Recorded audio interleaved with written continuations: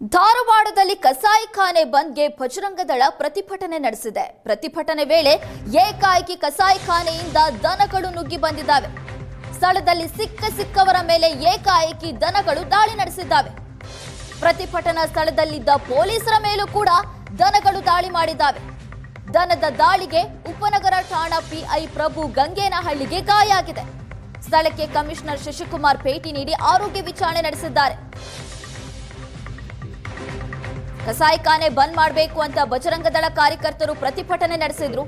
ಅದೇ ಸಂದರ್ಭದಲ್ಲಿ ಕಸಾಯಿಖಾನೆಯಿಂದ ದನ ಒಂದು ಹೊರಗೋಡ್ ಬಂದು ಅಲ್ಲೇ ಇದ್ದಂತಹ ಸ್ಥಳೀಯರ ಮೇಲೂ ಕೂಡ ದಾಳಿ ಮಾಡಿದೆ.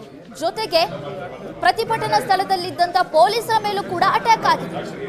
ಉಪನಗರ ಠಾಣಾ ಪಿಐ ಪ್ರಭು ಗಂಗೇನಹಳ್ಳಿಗೆ ಗಾಯ ಆಗಿದ್ದು ಸದ್ಯ ಸ್ಥಳಕ್ಕೆ ಕಮಿಷನರ್ ಶಶಿಕುಮಾರ್ ಭೇಟಿ ನೀಡಿ ಆರೋಗ್ಯ ವಿಚಾರಿಸಿದ್ದಾರೆ.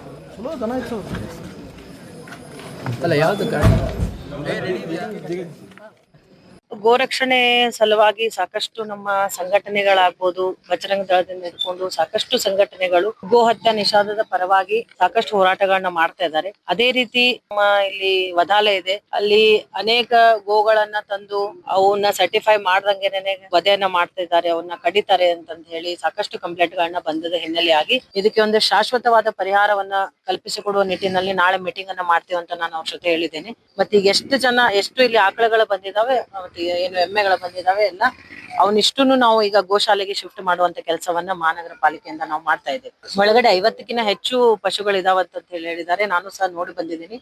ಈಗ ಆಲ್ರೆಡಿ ನಾವು 3-4 ಗಾಡಿಗಳನ್ನ ತರಿಸಿದ್ದೀವಿ. ಆ 3-4 ಗಾಡಿಗಳನ್ನು ಸಹ ಹಂತವಾಗಿ ಆಕಳಗಳನ್ನ ನಾವು ನಮ್ಮ ಗೋಶಾಲೆಗೆ ಶಿಫ್ಟ್ ಮಾಡ್ತಾ ಇದ್ದೀವಿ.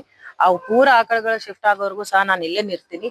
ಏನು ಹೋರಾಟಗಾರರಿದ್ದಾರೆ ಮತ್ತು ನಮ್ಮ ಬಜರಂಗ ದಳದ ಏನು ಯುವಕರಿದ್ದಾರೆ ಎಲ್ಲರಿಗೂ ನಾನು ಹೇಳಿದ್ದೀನಿ, ನಾಳೆ ನಾವು ಭೇಟಿಯಾಗಿ ಇದೊಂದು ರೀತಿಯ ಹೋರಾಟಕ್ಕೆ.